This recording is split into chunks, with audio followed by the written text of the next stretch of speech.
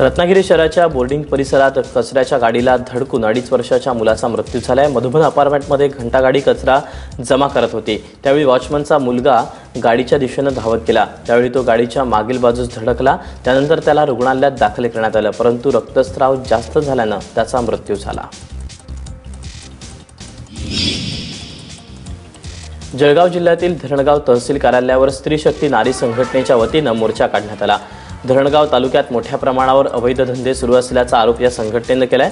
धरणगाव राज्याचे सहकार राज्यमंत्री गुलाबराव पाटील यांच्या मतदारसंघामध्ये ही सगळी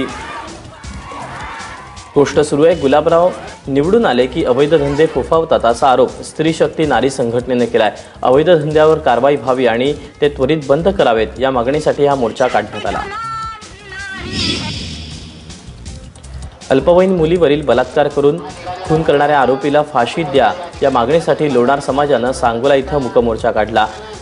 जुजारपूर येथील चिमुरडीवर झालेल्या अत्याचाराला आता 2 वर्ष देखील पूर्ण होतील। या घटनेचा तपास अतिशय संथ गतीने सुरू आहे। केस फास्ट ट्रॅक कोर्टात चालवावी, सरकारी वकील म्हणून उज्ज्वल निकम यांची नियुक्ती करावी, आरोपीला फाशीची शिक्षा द्यावी या मागणीसाठी लोणार समाजाने मूकमोर्चा काढला होता।